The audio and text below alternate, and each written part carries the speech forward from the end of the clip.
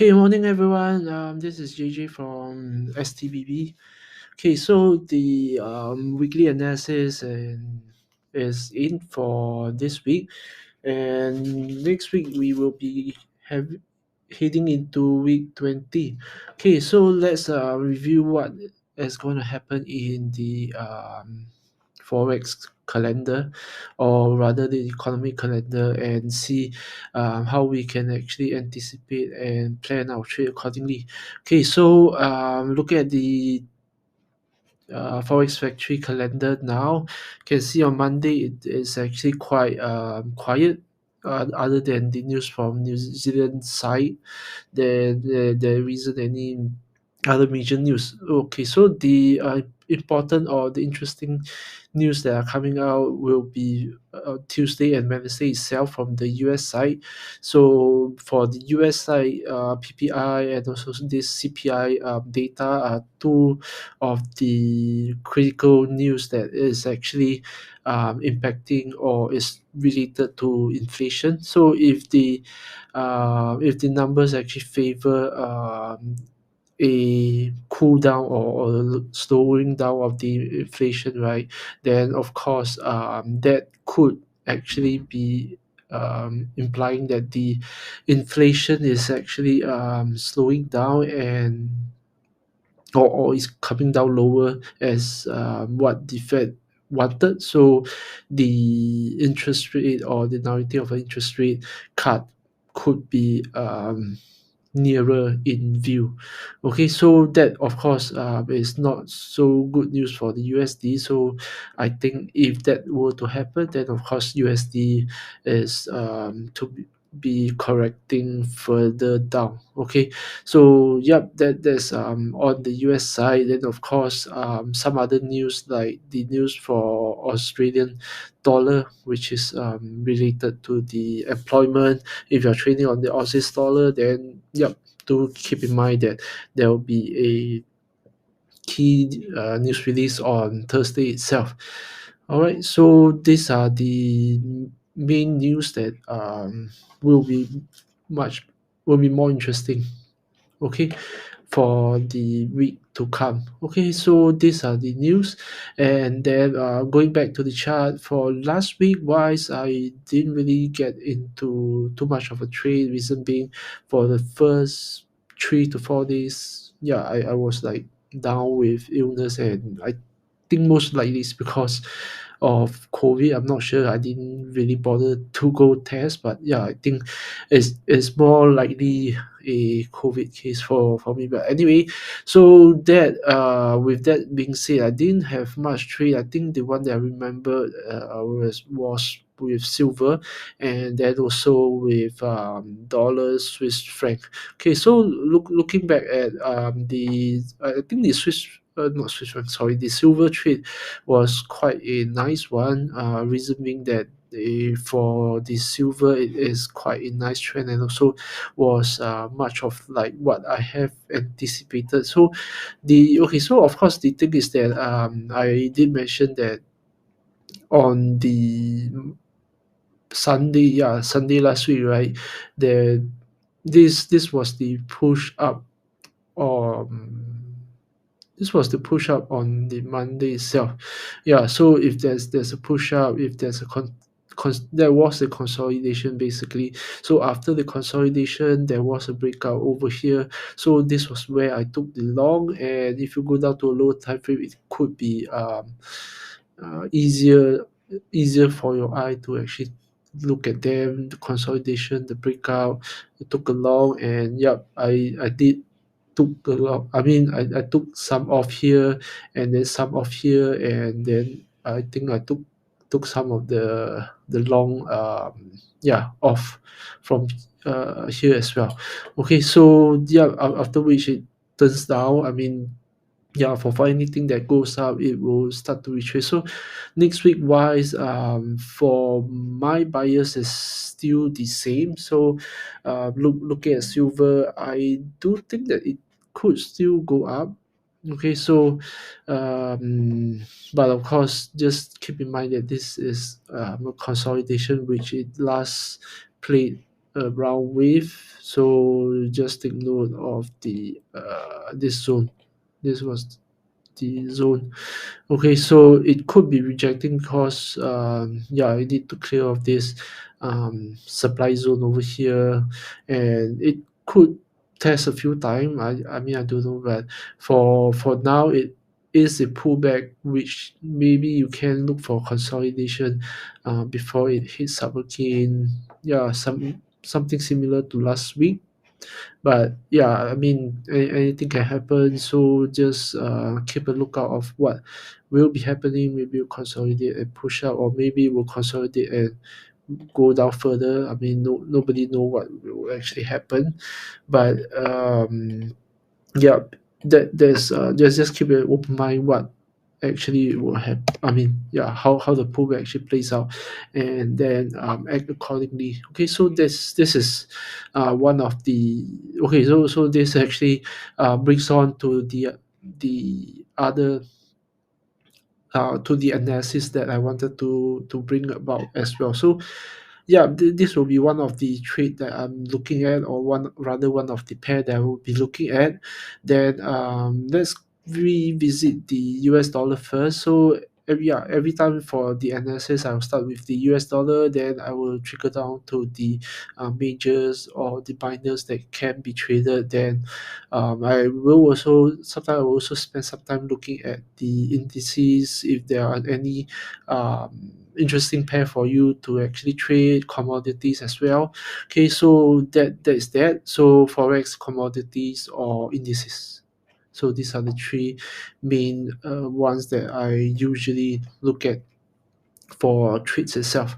Okay, so yeah, going back to the US dollar. US dollar, I did mention last week that it has actually made a lower low already. So having made a low low on the 4 hourly, I think it could be yeah, heading for more correction to come. Okay, so this was the correction back upwards. So I think I took yeah Swiss franc short after which as well from Thursday on after this correction upwards. So this correction, of course, nobody know how deep it's gonna correct, or whether is it coming here and immediately it yeah come down. But what we can actually do is, of course, using the higher time frame like this on the 4 hourly, and of course you should also look at the daily time frame. But yeah, due to the I mean, to look at the time constraint that we have, because I want to keep this within 15 to with 10 to 15 minutes the most, then yeah, I don't go in too deep into the analysis part. But yeah, just an overview. So from top down, you know that as not say exactly, but roughly where there will be price action coming into play. So like last week wise, yeah, Monday itself, it came up, and then yeah, this trend of heading upwards didn't really break until this actually happens, right? Yep. So over here you do have like consolidation and then a false breakout before it actually just came down on the 1 hourly. Okay, so this was the area you should have took notice of, and then this is the area. Okay, so this whole area, just let me mark it out over here. Okay, so this is the zone that you could have yeah, be mindful of a turn or something like this. So you see, over here there is some rejection, but then as you can see over here, it starts to consolidate more, namely because it could be yeah, building up its position either to go on short or go on long. Okay, so yeah, both ways. And anyway, it came down. So for me, I'm thinking that as a continuation, it should. I mean, on the low time frame, we should be looking for more downside to come for the US dollar. So with that being said, yeah, there are pairs like the Euro USD that you can look for long. Okay, so this is the inverse of the US dollar. US dollar stronger, this chart will be going down, and if US dollar is weaker, then of course this chart is going to go up. Okay, so yeah, US dollar, I mean Euro USD, looking for longs, and then maybe not so much for the pound dollar, but I mean it should also move up if let's say US dollar is to weaken. Okay, and yeah, if US dollar is actually in play to be weakened across the board. Okay, that yeah that then yeah, USD Swiss franc as well to go on short for this because it's dollar Swiss franc. Okay, then there's also another pair that you can actually look at, which is the dollar Mexican, US dollar and US dollar Mexican. So this this pair that was actually quite nice. Okay, this is I think due to the Israel, not Israeli, I mean the Iran attack on the Israel. So there's quite a big candle over here, but yeah, never mind about that. So I mean, this is just to let you know what actually has happened, and I also don't know why it is such a big candle. You can see it's about 5-6%, and 5-6% in terms of a forex move is already quite significant. I mean, usually that okay, not saying okay. Besides that, this is not really like a major or a minor pair, more of an exotic, or not so much, maybe a minor lah. I mean, it's not really very often or commonly traded pair. Okay, so usually I mean for you can see that okay, not saying about dollar yen as well. Dollar yen also has been quite volatile these few weeks, past few weeks. Okay, but yeah, as a rule of thumb, it is usually about 1%, 1.5%. If let's say there is a interest rate decision coming, or some major news, but yeah, for it to actually move 5 to 6%, this is actually quite a bit. But anyway, that's beside the point. The point that I wanted to mention about it over here is that you can see that there's this consolidation, or this topping out on a downtrend of dollar Mexican. So this is a downtrend, and this is a topping out from the yeah, top. And yeah, as you can see over here, this is like a head and shoulder. Okay, so this head and shoulder actually broke down, and there was some retest over here, and it came down. So yeah, any pullback, and yeah, is for us to actually look for to go on short. Okay, so this is the one of the pair that you can look at if let's say you are bearish on the US dollar. Okay, so that is on the US dollar side. Then other than that, the other pairs that I am actually looking at, one is actually on the silver, which I have already mentioned. Then two, the second one, you can look at Euro Aussies, or let's say on the pound New Zealand dollar for continuation of yeah, continuation of it moving further downwards. Okay, reason being is that it has already broke from its uptrend. Then yeah, this was a new low form over here, retracement. And then if you go down to lower time frame, then of course likely, yeah, likely I will be more towards the downside, unless this do something like this over the next week. Because next week I think there's some okay, maybe Monday itself there's key news, but I don't think it would be so not that significant. But anyway, let's see how the price action actually plays out for next week. Next week there's also a pound news. Yeah, unemployment rate. I think on Tuesday. Yeah, Tuesday itself. This claimant count. Okay, claim count. I think basically the claim for unemployment or something like this. right? Okay, so that would be one of the news. Okay, so yeah, do take note of that. It could change the trend of it, but as of now, what I can see that unless this is to this line over here, this zone is to break free. If not, yeah, most likely it should be still. I mean, my bias is still on the downside for this pair. Okay, New Zealand pound, New Zealand dollar. Okay, so pound New Zealand dollar is one, and then I think you can also take a look at sorry, can also take a look at euro Swiss franc. Euro Swiss franc, I think the upside is already limited, and yeah, it comes to a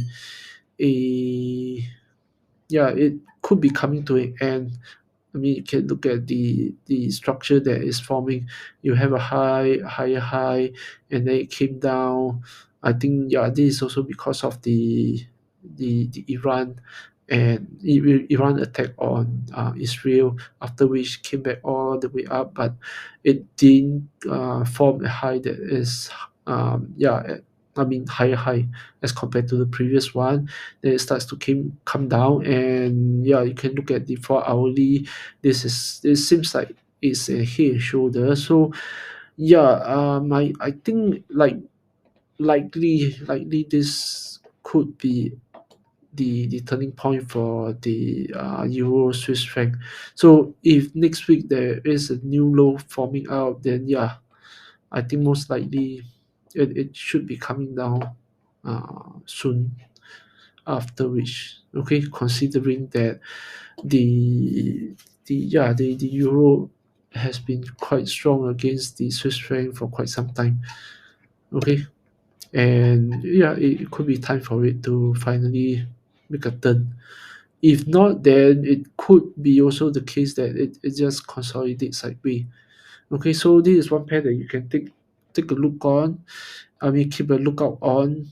Then indices wise, nothing much. This, yeah, like I mentioned last week, I think it could be just heading up.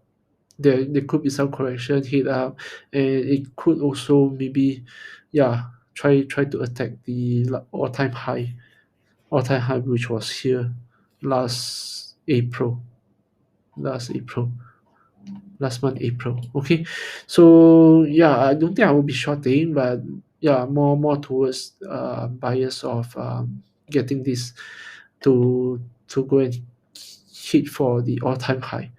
Okay, so yeah, but that also rely on the news coming out from the companies as well. I think that there could be some reports coming out, earnings report, right? Well, I mean, I'm not really sure on that because I didn't really go and track, or didn't really exactly follow on the stock market earnings report. Okay, so that's all for this week. Then I hope to see you next week. If you really feel that, I mean, yeah, if you feel that you have learned something over here, do give me a thumbs up. Thank you, and see you next week.